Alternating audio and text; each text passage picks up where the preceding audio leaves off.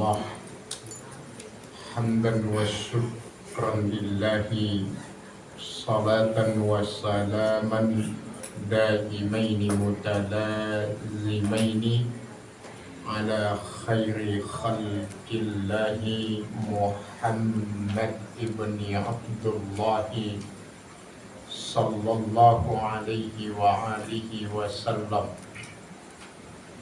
Ibadallah, usikum wa nafsi bitaqwallah, faqad faza man ittaqa wa qad khaba man ittaqa. Wa qala ta'ala fi muhkami tanzilihi wa huwa asdaqul qailin. A'udzu billahi minasy syaithanir rajim.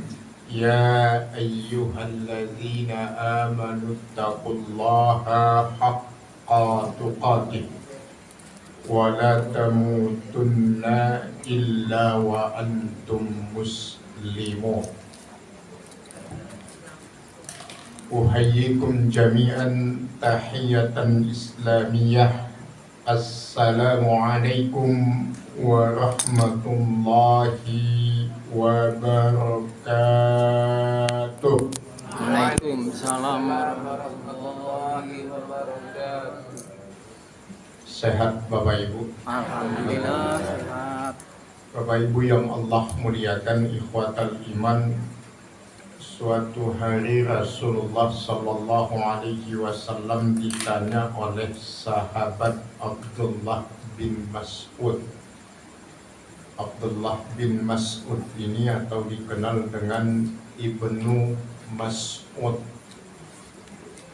Beliau dalam sejarah dijuluki sebagai sahibu sirrin Nabi.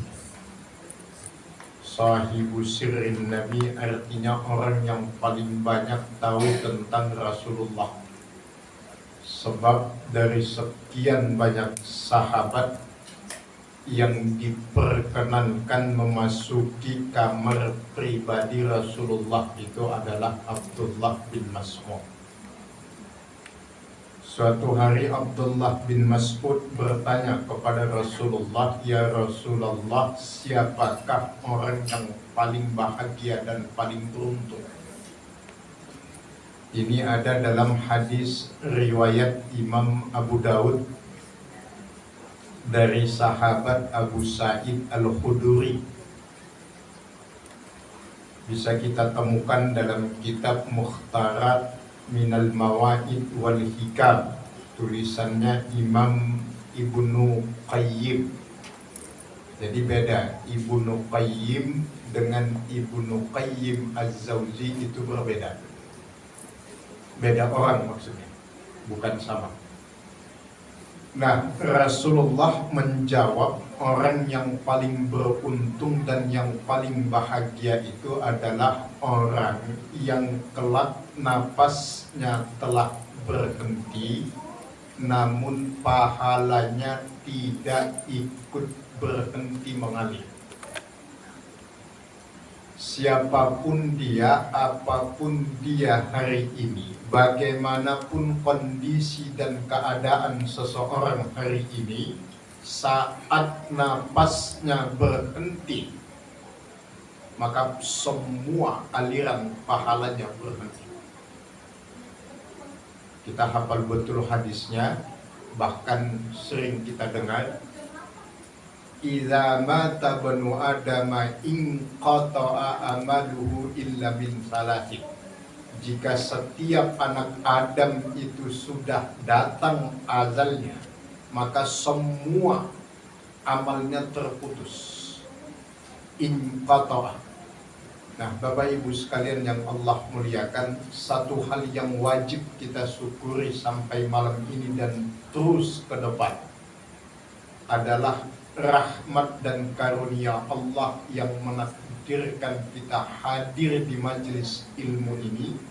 Sebab ini salah satu cara kita untuk mencapai apa yang disebut oleh Nabi, berhenti napas kita kelak, tapi pahala kita tidak akan berhenti mengalir. Karena salah satunya adalah ilmu yang bermanfaat. Karena ada 3, sedekah jariyah, ilmu yang bermanfaat, dan anak soleh yang mendoakan.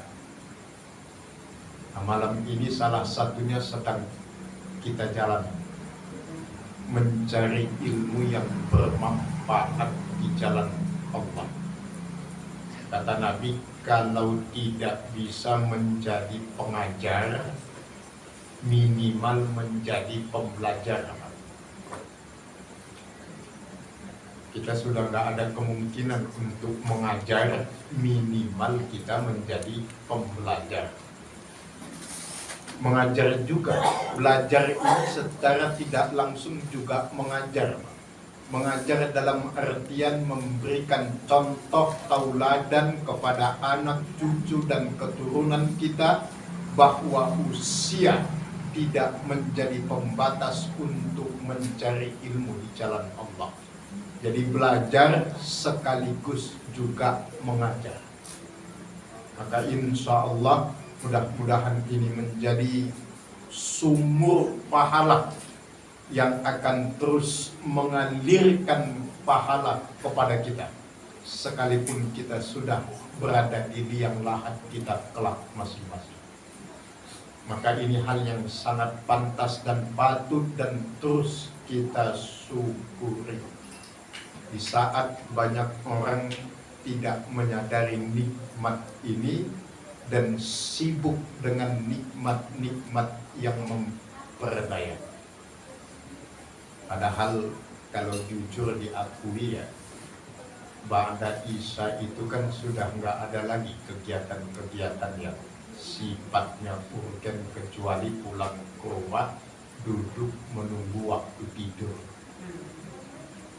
Tapi karena godaan nafsu, ego yang tinggi, bahkan na'udzubillah, jangan sampai ada unsur ikmal, meremehkan di dalamnya. Karena ada juga yang meremehkan dalam artian ngaji gitu-gitu doang. Paling juga yang diomongin itu juga. Itu bentuk ikmal, peremehan. Dan kalau sampai itu terjadi, na'udzubillah, itu bisa jadi kategorinya adalah istighza bid-din, melecehkan agama yang begitu.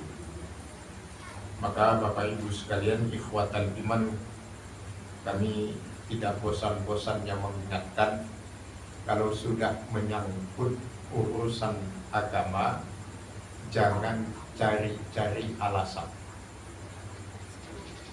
Ya to the point aja.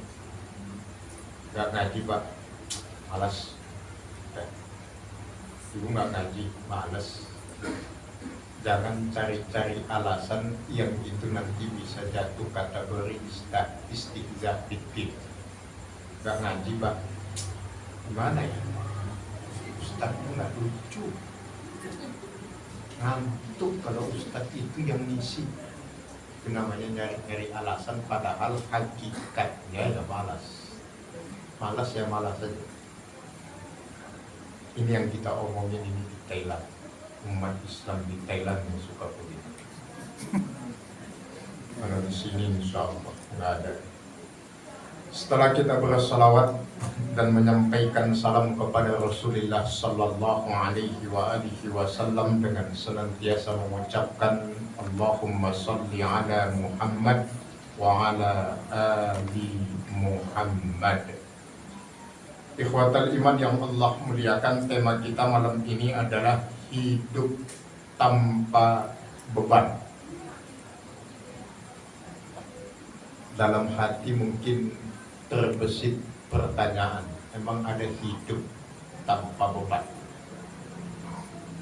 Ternyata ada. Dan itu diajarkan dalam Islam. Bagaimana hidup ini tanpa beban. Bukan berarti tidak ada masalah. Kalau hidup tanpa masalah itu sama saja omong kosong. Jangankan hidup, mati saja masih ada masalah.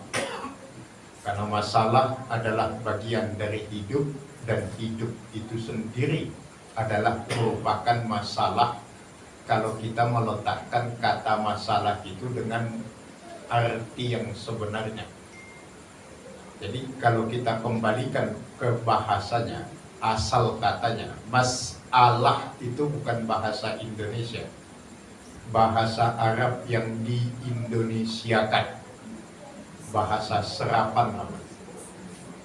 Masalah itu dari kata kerja sa'alah, yas'alu, bisa artinya bertanya, bisa artinya meminta.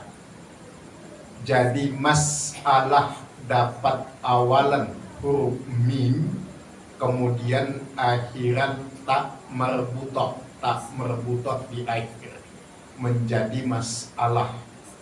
Nah, ketika dia mendapat awalan huruf mim dan tak merbutoh di akhir, itu dalam kaidah bahasa Arab dua kemungkinan. Bisa menjadi ismuz zaman, bisa juga menjadi ismul makan, atau bahkan bisa menjadi ismul alah. Artinya apa? Masalah itu pada hakikatnya adalah momentum, kesempatan untuk bertanya kepada Allah dan kepada diri kita sendiri. Itulah hakikat masalah. Contoh, dia mau ke pengajian naik motor, udah beribu kali lewat jalan situ ya, ban motornya yang nggak kena paku. Ya qadarullah hari itu kena paku, bocor. Berarti kan ada masalah itu, bahasa kitanya.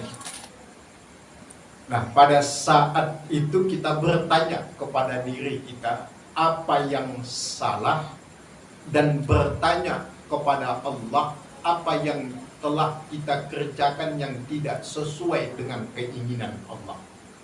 Karena pada hakikatnya semua sudah Allah tegaskan dalam Al-Quran, wa ma asabakum min musibatin fabima kasabat aydikum wa ya'fu an katsir.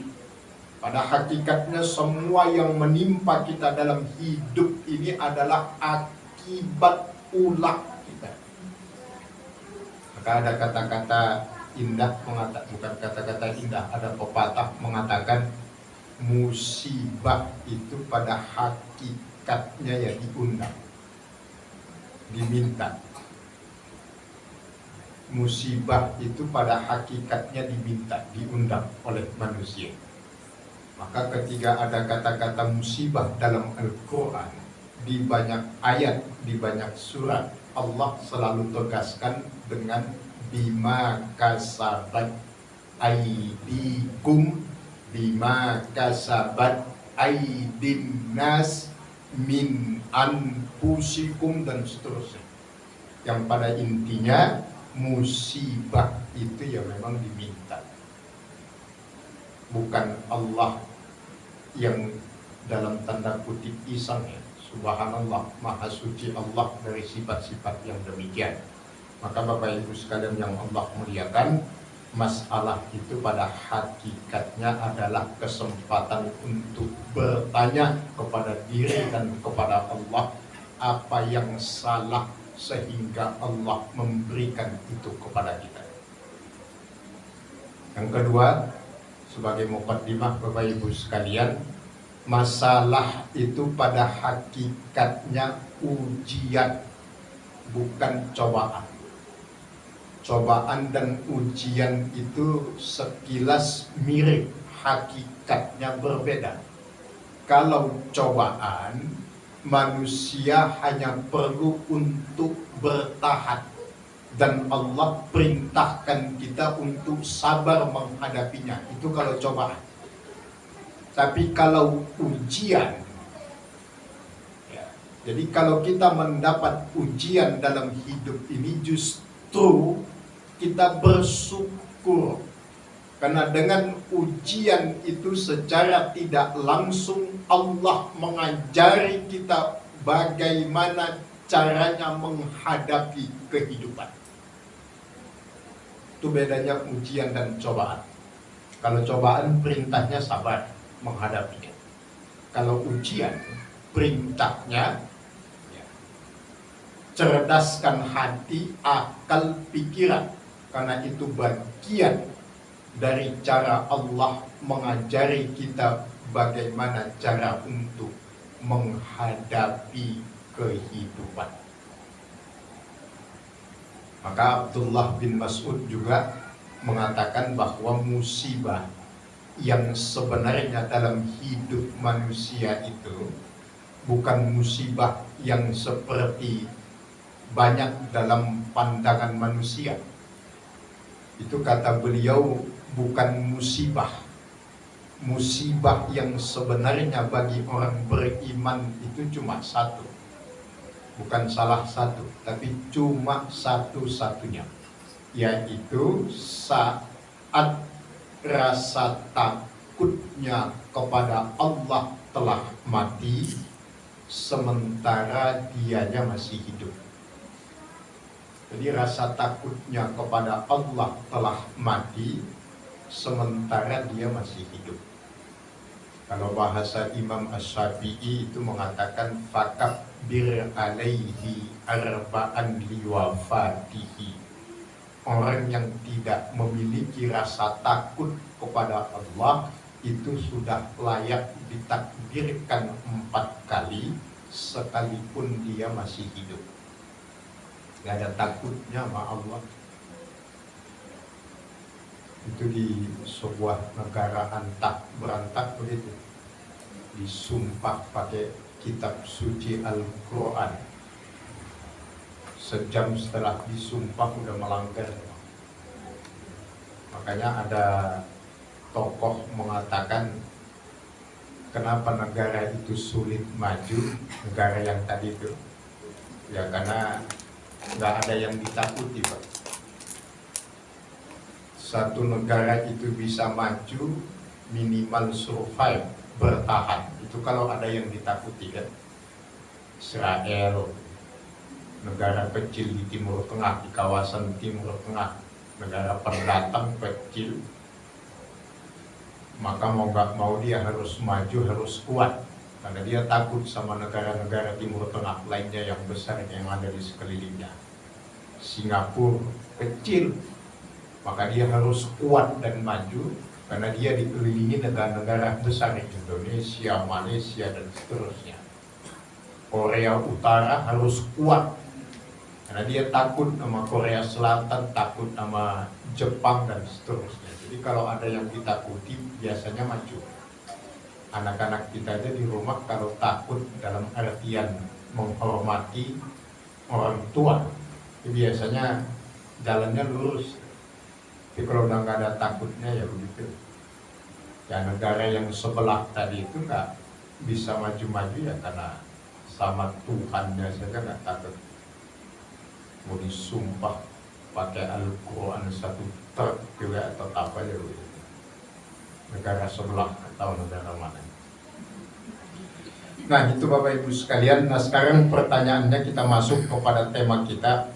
Pertama kita lihat dulu bagaimana Islam memandang tentang kehidupan. Ada 3 hakikat kehidupan di dalam Al-Quran. Pertama, hidup itu adalah ibadah. Quran surat Az-Zariyat ayat 56. Itu hakikat kehidupan yang pertama.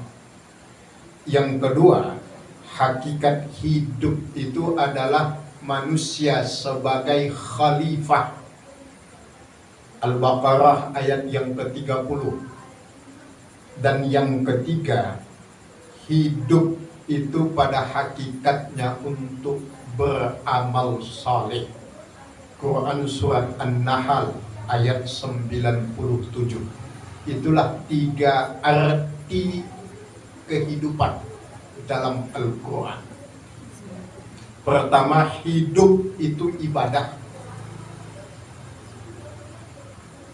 Quran surat Az-Zariyat ayat 56. Wa ma khalaqtul jinna wal insa illa liya'budun. Jadi jangan kebawa lagu Hidup bukan hanya sekedar anugerah, tapi hidup itu adalah ibadah. Jadi kalau ada yang nggak beribadah berarti nggak hidup.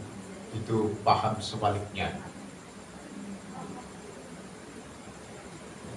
Maka hidup adalah ibadah. Kalau hidup sebagai ibadah, maka konsekuensinya dua.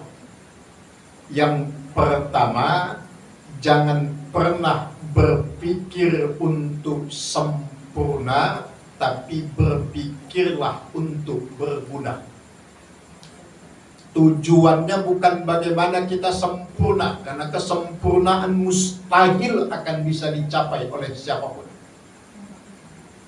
Tapi berpikirlah bagaimana kita bisa berguna. Maka dalam hadis yang sering kita dengar, Rasulullah menegaskan khairun nas anfa'uhum linnas. Sebaik-baik manusia adalah yang banyak manfaatnya kepada manusia yang lain.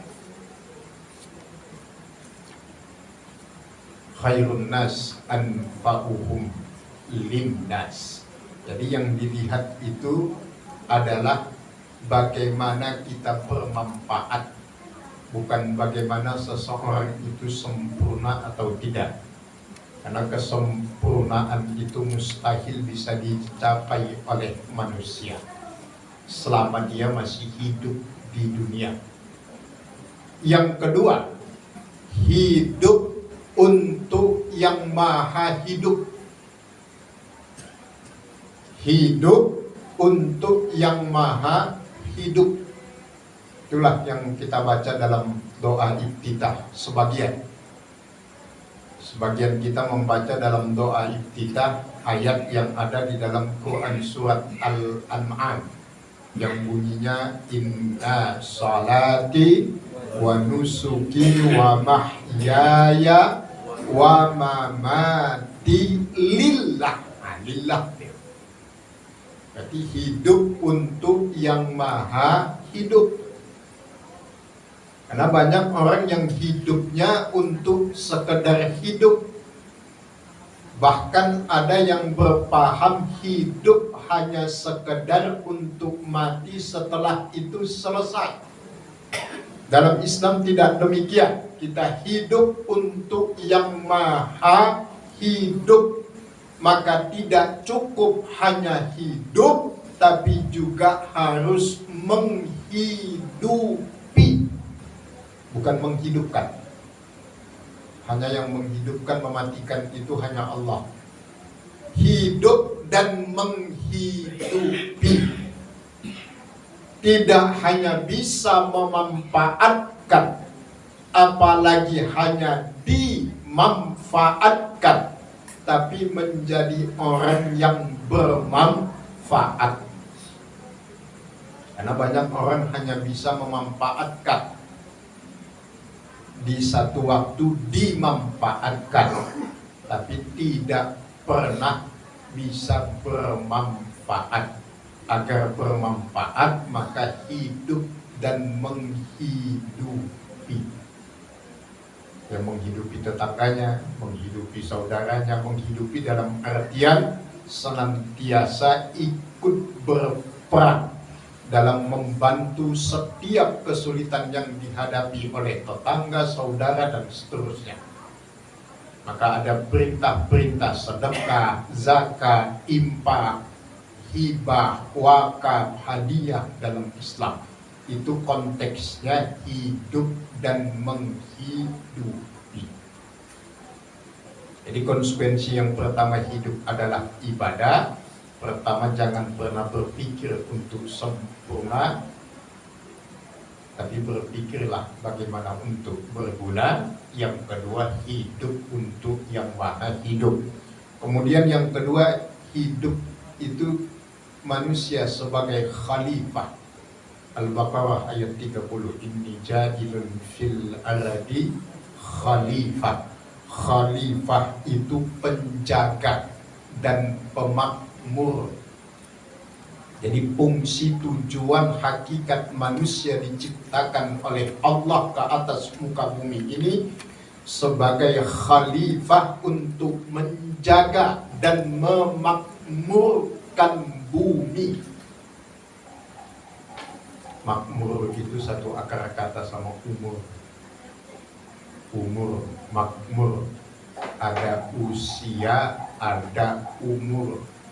Kalau usia itu bilangan waktu, kalau umur waktu yang dipakai dalam taat kepada Allah itu yang disebut umur. Bisa jadi usianya 70 tahun, tapi umurnya masih 10 tahun. Bisa jadi. Karena baru 10 tahun terakhir ini baru kenal masjid, kenal sholat, nutup aurat, berarti umurnya 10. Usia boleh 70. Yang dihitung oleh Allah umur, yang diminta pertanggungjawaban usia. Maka subhanallah, man khairul umur, jadi sebaik-baiknya umur itu, sebaik-baik orang itu dalam masalah umur itu umurnya panjang, wa hasuna amaluhu, dan amalnya semakin baik. Maka ada dalam hadis riwayat At-Tirmizi satu doa yang diajarkan oleh Rasulullah, redaksinya halus, tapi kalau diterjemahkan apa adanya, wah itu tegas. Apa bunyi hadisnya yang jadi doa sering dibacakan itu? Allahumma ja'alil hayata ziyadatan lana fi kulli khair wa ja'alil mauta rahatan lana min kulli syarr. Ya Allah, jadikan hidup kami ini sebagai tempat untuk menambah kebaikan, dan jadikan mati ini, mati kami kelak maksudnya, sebagai tempat waktu kami beristirahat dari segala dosa dan kesalahan. Kira-kira kalau diterjemahkan bebas itu, ya Allah panjangkan umur saya kalau kebaikan saya bertambah-tambah. Artinya semakin panjang umur, semakin taat, itu boleh berdoa panjang umur ya. Tapi kalau sebaliknya, kira-kira paling mudah itu, ya Allah kalau kebaikan saya nggak kunjung bertambah, matikan saja saya ya Allah. Kan kira-kira begitu. Makin panjang umur makin nggak jelas kelakuan, apa nggak makin panjang tanggung jawab nanti di hadapan Allah. Ustaz sok soleh, sok alim, sok apa, bukan hadisnya memang begitu. Kita hanya menyampaikan, tugas kita hanya mengingatkan. Kalau ada yang protes, ya itu hak masing-masing juga. Yang jelas nanti di akhirat kita saling bersaksi di hadapan Allah bahwa kalimat ini sudah kami sampaikan dan Bapak Ibu sudah mendengarkannya. Jadi Bapak Ibu yang Allah muliakan, para orang tua kami semua, mudah-mudahan Allah panjangkan umur kita dalam taat ibadah. Amin. Kalau nggak kunjung bisa taat ibadah, mereka jauh di sana itu, ya sudah, mending minta, ya Allah pendekkan sajalah. Nah, makin lama makin besar pertanggungjawaban di hadapan Allah. Summa latus alunna yauma idzin anin na'im. Tambah lagi di dalam surat Yasin itu, al yauma naktubu ala al yauma naktimu ala afwahihim wa tukallimuna aydihim wa tashhadu arjuluhum bima kanu yaksibun. Al yauma di situ adalah yaumul hisab, hari perhitungan, di mana semua mulut dikunci oleh Allah, tangan dan kaki memberikan persaksian di hadapan Allah. Itu sebagai khalifah. Dan yang ketiga, hakikat hidup itu adalah untuk beramal saleh. Innal ladzina amanu wa amilus shalihat Di dalam An-Nahl ayat 97 Allah mengatakan man amila shalihan min dzakarin aw unsa wa huwa mu'minun. Siapapun yang berbuat kebaikan baik dari laki-laki maupun perempuan dan kemudian dia beriman, dia seorang yang beriman kepada Allah, falanuhyiyannahu hayatan thayyibah, maka kami akan memberikan kepadanya kehidupan yang baik, walanajziyannahum ajrahum, maka Allah akan menyempurnakan balasan kepada mereka. Iman saja tidak cukup, harus beramal soleh. Inilah yang dikenal dengan konsep iman Islam. Iman saja tidak cukup kalau tidak berislam, atau sebaliknya, Islam saja tidak cukup kalau tidak beriman. Iman itu pengakuannya, Islam itu pembuktiannya. Beriman tapi tidak berislam, itu ngaku tanpa bukti. Sebaliknya, Islami kan banyak yang katanya Islami,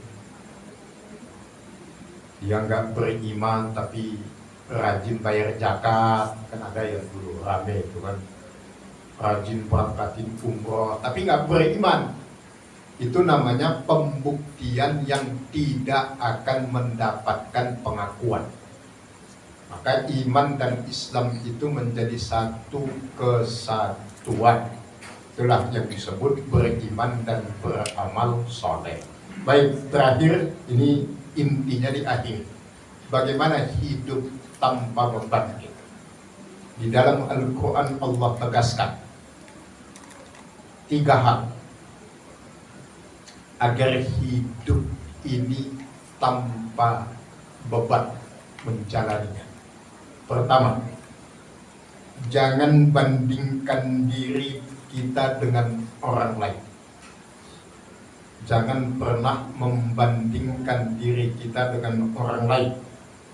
Quran surat An-Nisa ayat yang ke-32, wala tatamannau ma faddalallahu bihi ba'dukum ala ba'dukum ala ba'd. Apa yang sudah Allah berikan kepada orang lain, gak usah kita harap-harapkan. Sebab setiap yang Allah ciptakan itu sudah diikuti takdirnya masing-masing. Jika kita membanding-bandingkan diri kita dengan orang lain, maka pada saat itulah beban hidup yang berat akan kita rasakan. Ini dalam urusan dunia, jangan salah. Jangan membanding-bandingkan diri kita dengan orang lain dalam urusan dunia. Tapi kalau dalam urusan akhirat, perintahnya jelas. Lihat yang di atas kita. Kalau dalam urusan dunia, lihat yang di bawah kita. Kenapa urusan akhirat kita harus melihat yang di atas? Agar terus memperbaiki diri. Jangan cepat-cepat merasa puas dengan kesolehan amal-amal yang dilakukan.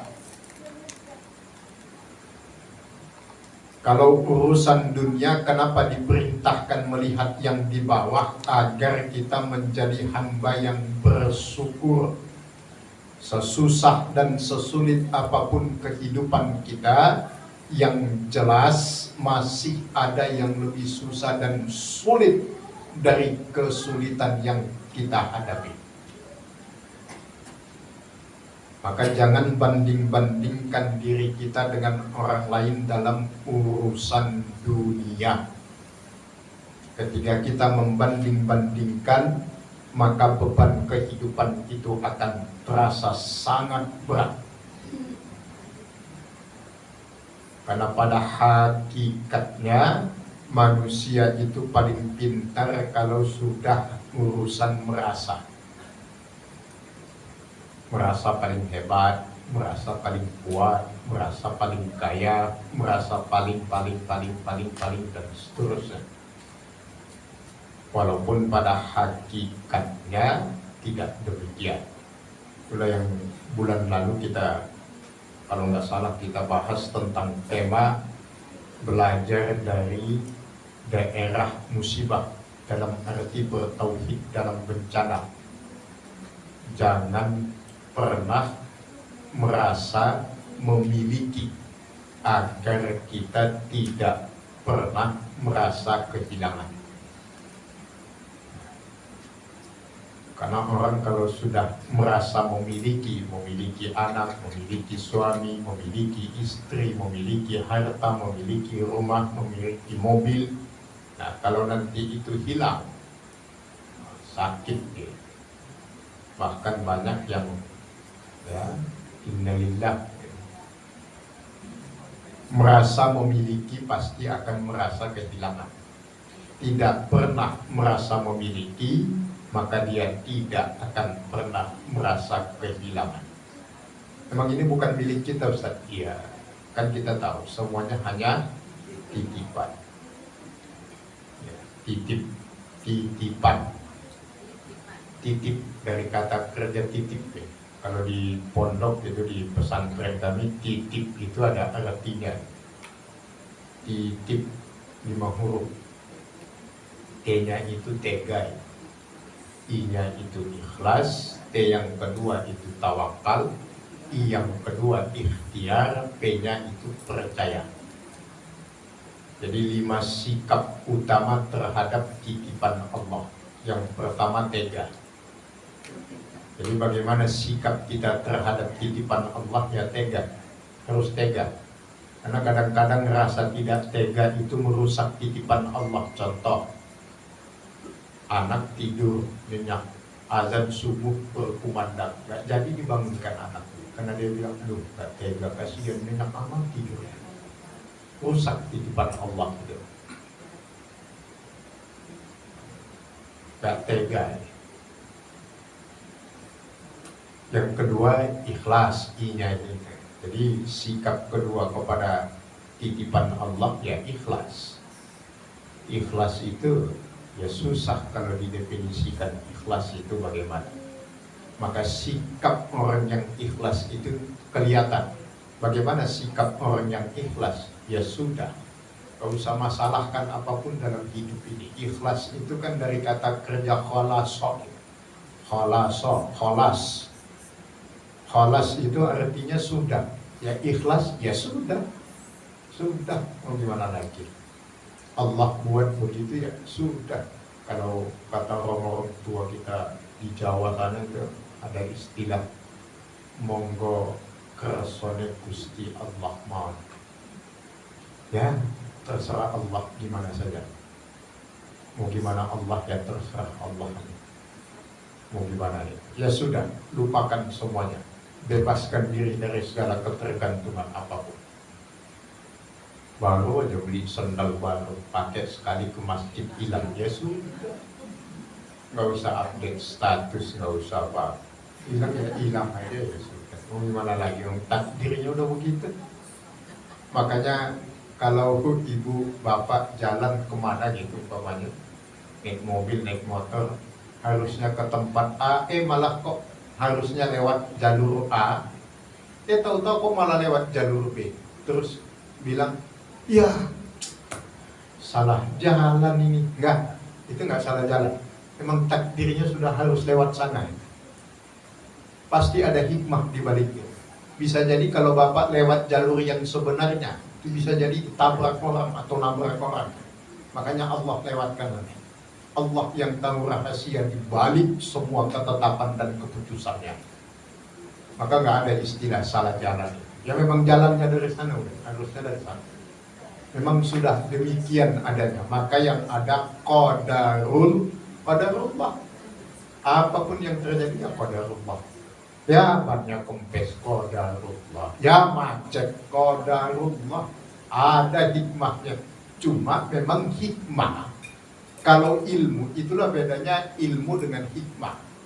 Kalau ilmu bisa ditangkap pakai akal, Pak. Itu ilmu. Tapi kalau hikmah itu nggak bisa ditangkap pakai akal. Kenapa? Karena datangnya nggak tiba-tiba. Dia datangnya kayak penyesalan. Datangnya di belakang, Pak. Bukan di depan. Kalau di depan namanya kesadaran. Kalau di belakang datangnya namanya penyesalan. Nah, hikmah itu banyak datangnya di belakang. Maka kita ini generasinya Nabi Musa. Beda dengan Khidir.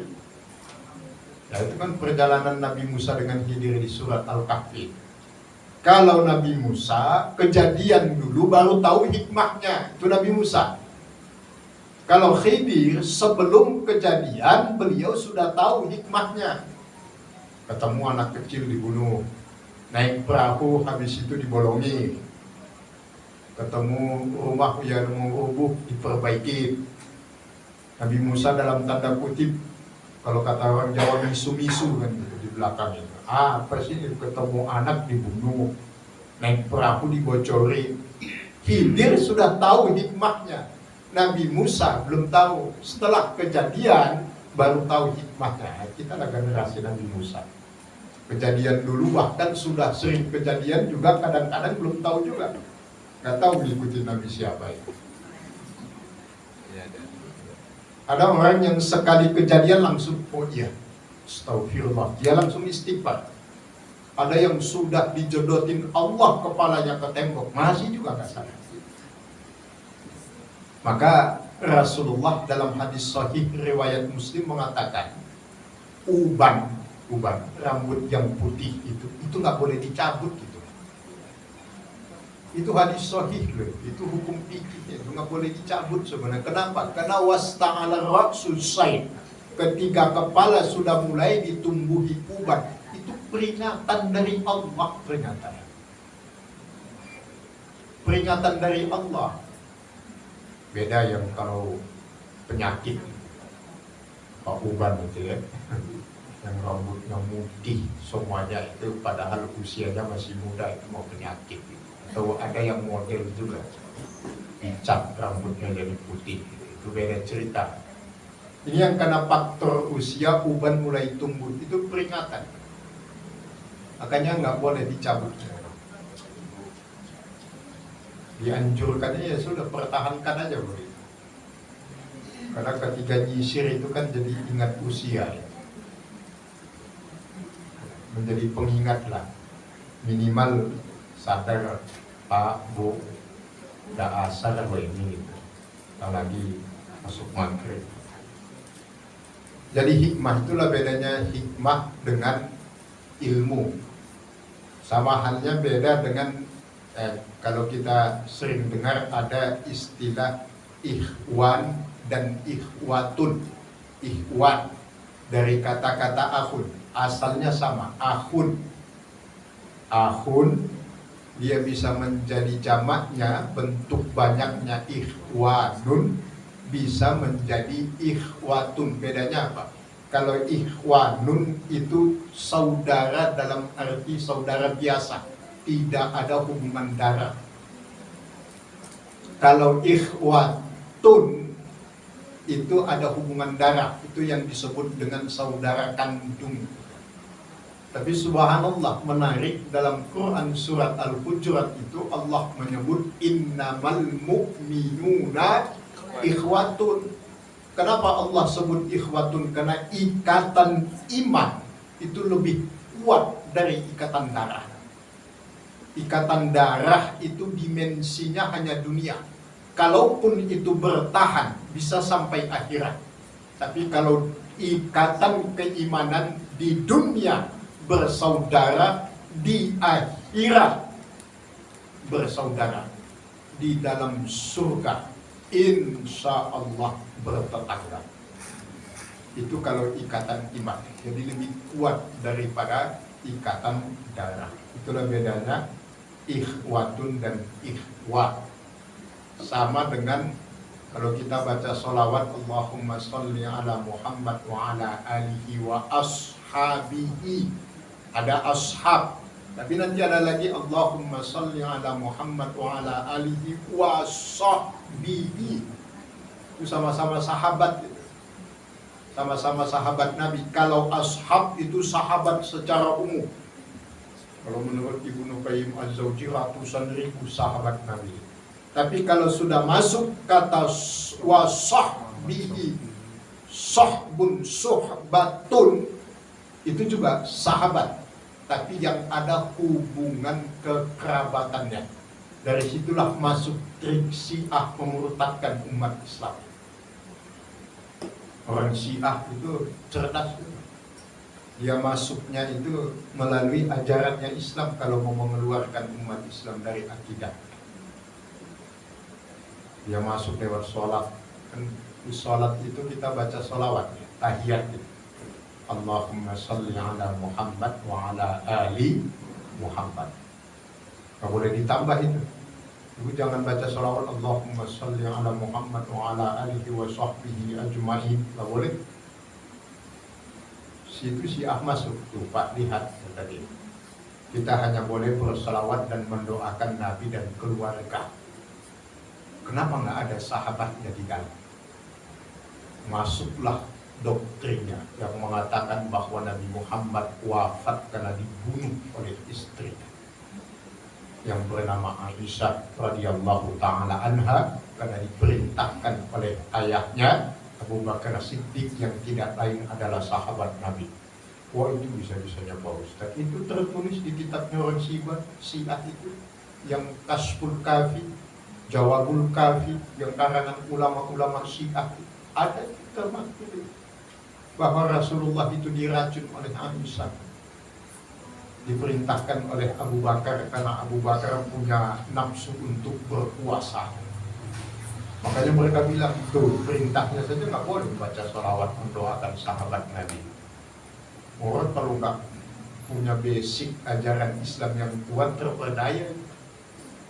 Ya kan? Allahumma sholli ala Muhammad wa ala ali. Ali itu bukan ain ya, hamzah. Itu keluarga. Wa ala ali Muhammad. Nggak ada sahabat situ. Kalau nggak pernah ngaji kan nggak bisa jawab. Mana kata-kata sahabat di sini? Jadi yang boleh didoakan Nabi dan keluarganya doang. Terus sahabat-sahabat Nabi itu gimana?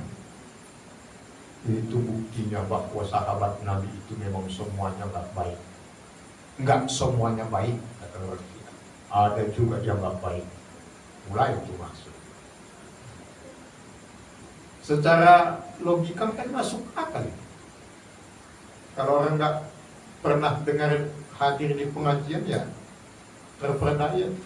Padahal dia nggak tahu ketika sebutan wa ala ali Muhammad, keluarga Rasulullah, itu juga sekaligus sudah menyebut sahabat Rasulullah.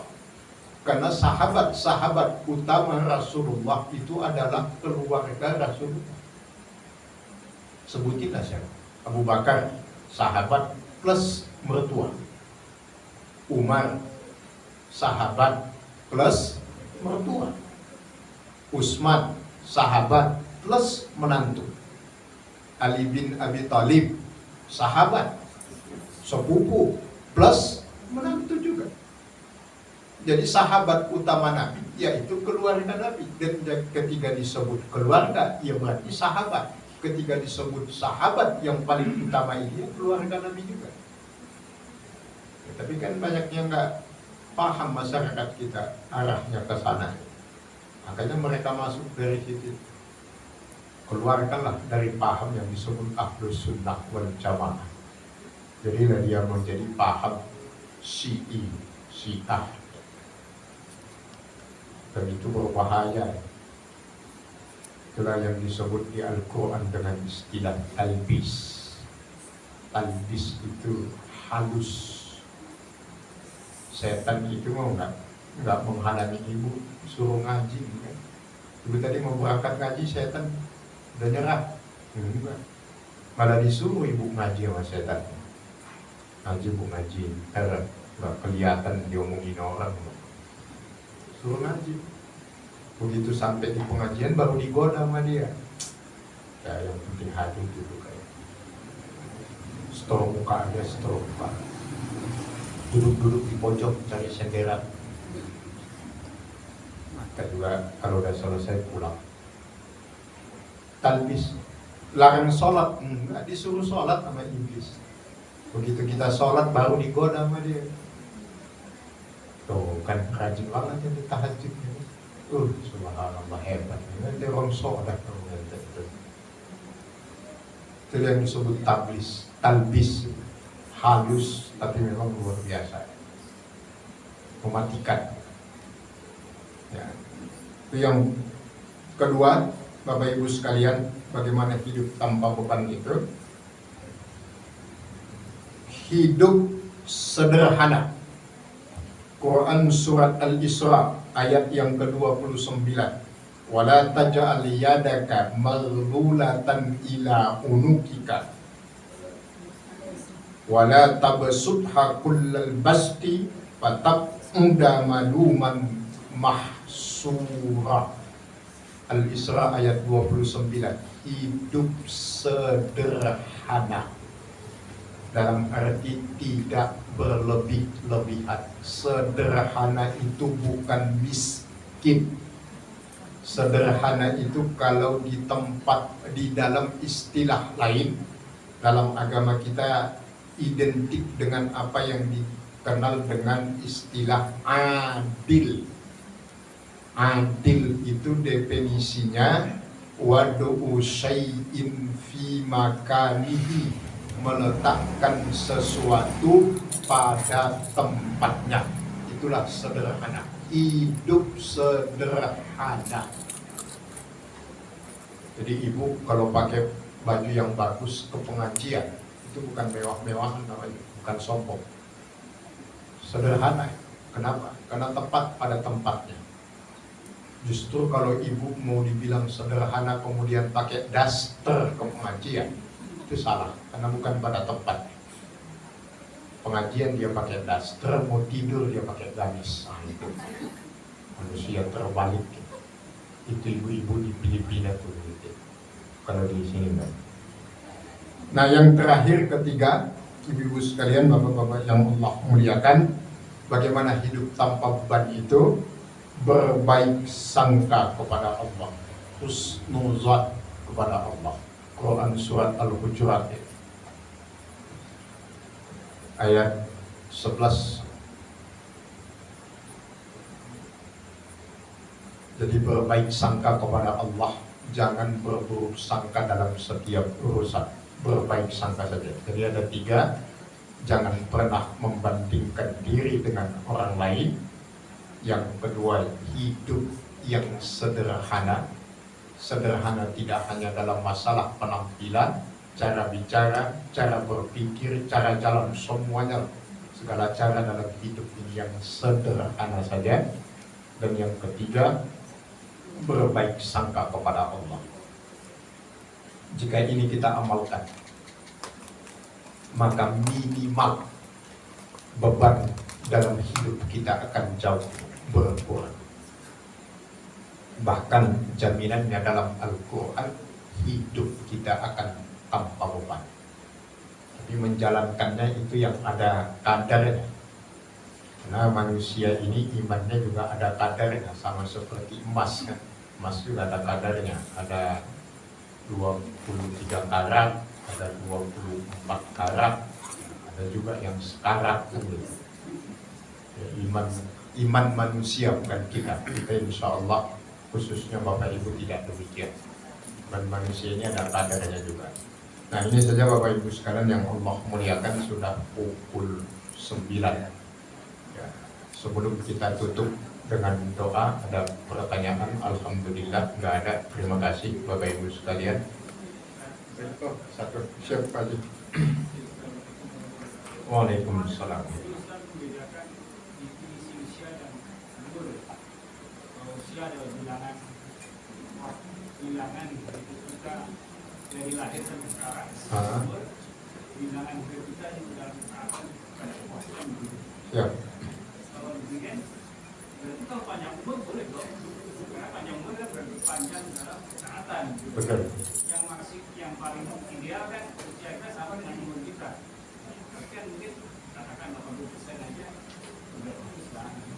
Betul. Alhamdulillah. Jazakumullahu khairan.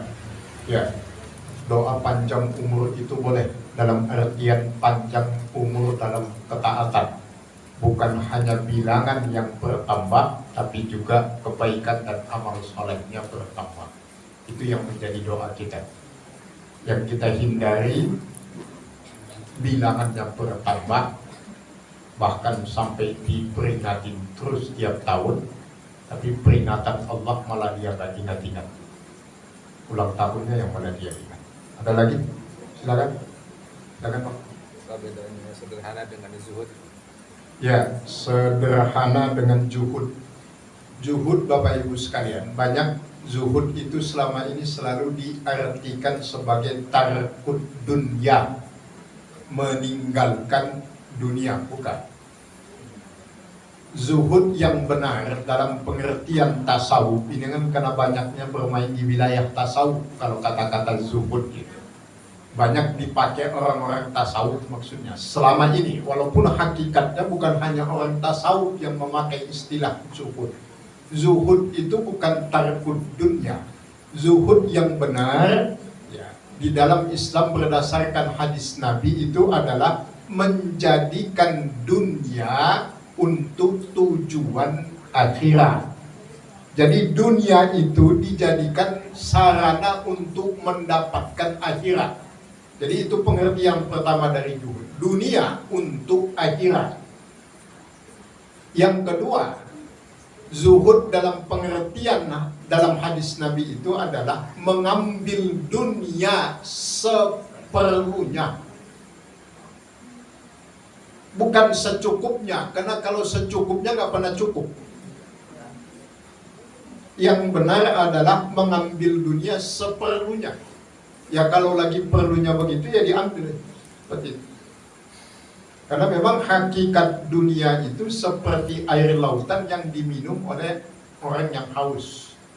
Ini kalau bicara tentang masalah dunia ini kan nanti akan multi tafsir, banyak tafsir yang bermunculan, bahkan sampai tafsir yang jalan lain pun ada. Bukan hanya jalan lain, tapi jalan lain. Sampai mengatakan, wah ini ustadz ngajarin jamaah miskin ini. Kok boleh ngejar dunia? Bukan. Kalau prinsip dalam agama kita, bagaimana kita berhadapan dengan dunia dengan segala isinya itu sederhana sekali. Kaya itu penting, tapi jangan yang penting kaya. Itu aja lah pokoknya. Gak apa-apa mau rumahnya 10 boleh, yang penting jelas sumbernya itu dari mana gitu ya. Kaya itu penting, tapi jangan sampai yang penting kaya. Karena kalau yang penting kaya itu rumusnya cuma satu, 3A itu. Halal, haram, hantam. Bodoh amat lah mau dari mana gitu. Mau dari ujung timur sampai barat. Nah, bagaimana kalau itu dalam tanda kutip sudah kadung terjadi? Kan kita semuanya punya masa jahiliyah, ya. Semuanya dari awal kita semuanya baik-baik. Jarang Pak ada orang dari mulai akil bahi sampai usia hari ini taat aja terus. Rata-rata kan kita generasi Umar bin Khattab kan. Ada masa. Ya rata-rata siapapun. Dan itu bukan satu hal yang jelek Pak. Masih lebih bagus itu malahan daripada mantan ustadz. Kan ada mantan penjahat, ada mantan ustadz. Bagusan mantan penjahat dah, sekarang insya Allah jadi ustadz ya. Artinya soleh. Nah kalau sudah kadung dapat yang demikian, maka ada perintah agama untuk membersihkannya. Maka dikenal dengan istilah zakat. Zakat itu satu akar kata dengan tazkiyah, artinya pensucian. Dibersihkan hartanya yang kadung dapat dari arah-arah yang nggak jelas itu, yang nggak dibilang haram, subhan nggak jelas halal haramnya. Nah itu dibersihkan dengan memperbanyak zakat, sedekah, infak macam-macam. Karena itu sudah bersih. Kalau sudah kadung didapatkan. Nah, baik Bapak Ibu sekalian, ini saja Bapak Ibu yang Allah muliakan. Bapak Ibu yang Allah muliakan, sebelum kita tutup, saya menyampaikan sesuatu dulu kepada Bapak Ibu sekalian. Mohon izin Bapak Ibu sekalian, besok setelah kajian Ahad subuh kami akan kembali berangkat ke Cianjur setelah istirahat beberapa hari. Ya, saya baru istirahat 4 hari, kita udah sebulan lebih di Cianjur. Kita relawan jangka panjang karena misi yang kita emban beda dengan misi teman-teman yang lain. Justru sebenarnya di daerah bencana bukan hanya khas Cianjur, ini yang kita rasakan semenjak tsunami di Aceh dan seterusnya. Bencana yang terjadi bukan saat bencana itu terjadi sebenarnya, tetapi ada bencana yang lebih dahsyat terjadi minimal sebulan setelah terjadinya bencana, yaitu bencana tentang akhirat. Kalau tadinya bencana dunia, sekarang bencana akhirat. Disinilah kekalahan kita umat Islam yang sangat telak dibandingkan dengan agama-agama lain. Ini selalu kita nemukan fenomena ini. Relawan kita umat Islam kepeduliannya luar biasa. Begitu terjadi satu peristiwa di satu tempat, itu Aceh sampai Papua bergerak datang ke lokasi, tapi sayangnya hanya mampu bertahan dalam jangka waktu yang pendek. Maksimal 3 minggu itu sudah bubar. Begitu kita bubar, mereka masuk. Itulah yang terjadi. Maka memang mereka itu satu, dia nunggu. Maka jarang kita lihat di tempat-tempat bencana posko-posko agama lain, kecuali kemarin di Cianjur yang ketahuan satu itu, yang sempat murame, yang katanya wah ini udah kena bencana head speed lagi. Saya ada di lokasi, di samping tendanya persis dari posko kita. Untung aja dicopot sama warga tulisannya, kalau nggak dicopot pertumpahan darah. Jadi situ umat Islamnya mayoritas, tahu-tahu buka tenda ada tulisan gerejanya, ya rame. Ramenya ini sini Islamnya 100%. Ada yang buka tenda ada tulisannya gereja, ya itu kan ngajak ribut namanya. Maka dicopot tulisannya, tendanya nggak dibubarkan, kegiatannya nggak dibubarkan, bantuannya tetap disebarkan. Tapi dasar memang para buzzer, ya besar-besarkan yang begitu. Nah sekarang itu Bapak Ibu sekalian yang terjadi di Cianjur itu seperti itu. Mereka yang banyak masuk sekarang. Jadi Bapak Ibu kalau ke puncak, sekali-kali iseng lah ya.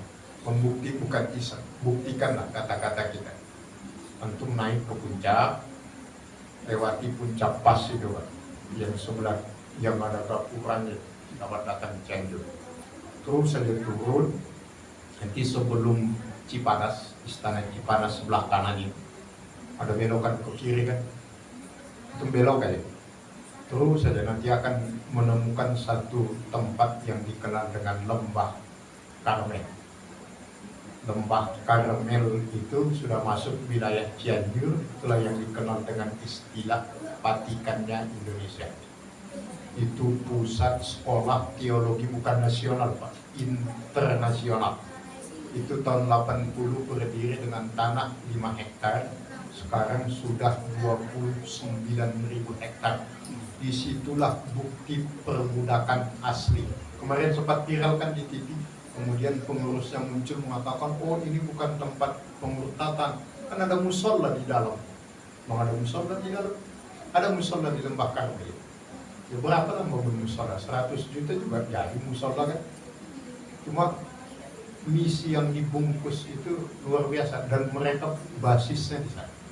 Dan itu bukan hanya untuk wilayah Jawa Barat, Cianjur, tapi juga seluruh wilayah Indonesia. Itu sama dengan sekolah teologi yang ada di Muntilan, Magelang. Kalau kita dari arah Muntilan mau arah ke Magelang, sebelah kiri jalan kalau ada orang Magelang, kan ada sekolah dia rawat dia, gede itu. Tapi ini lebih gede, Lembah Karmel ini. Nah Bapak Ibu sekalian, saya dengan teman-teman, beberapa teman kantor itu mendirikan satu lembaga namanya FSPT namanya, forum silaturahim pesantren tradisional. Jadi sekarang misi kita ada 30 pesantren yang kita data, yang mendaftar ke kita. Ini semua pesantren kecil, pesantren tradisional. Kalau di tataran Sunda istilahnya kobong. Kobong itu pesantren kecil yang ada di desa, yang kalau di Jawa santrinya disebut santri kalong. Santri kalong ini sekarang ngaji nanti pulang, pulang. Kecil-kecil pesantrennya. Muridnya itu paling 10, 20, paling banyak 30, dan itu 100% pure gratis yang membiayai pimpinan pesantrennya dan nggak berbayar. Dan itu rata-rata adalah orang yang tidak mampu, bukan rata-rata, 95%. Nah, fungsinya mereka inilah yang menjadi ujung tombak penjaga akidah umat Islam di desa-desa. Kemarin kena gempa itu minimal kerusakannya itu rata-rata 80%, dan itu tidak masuk daftar pemerintah. Kenapa? Karena nggak ada izin. Izin kalau di pemerintah kan mendapat nomor pesantren, akta pendirian pesantren berdasarkan undang-undang cipta kerja yang baru. Kalau nggak ada bisa dibubarkan sama pemerintah. Nah, pesantren kecil ini nggak ada, maka nggak ada yang peduli. Nggak ada yang peduli, pemerintah nggak peduli. Nah, inilah yang sekarang sedang kita lakukan, bagaimana agar pesantren ini kembali bangkit dan beroperasi.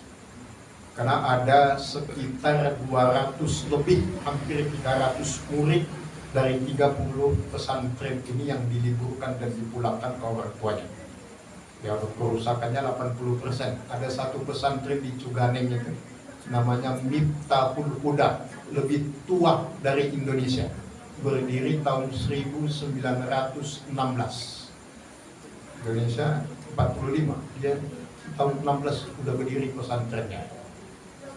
Kemarin pimpinannya kena salah satu korban gempa, ditimpa sama tiang pesantrennya, qadarullah wafat.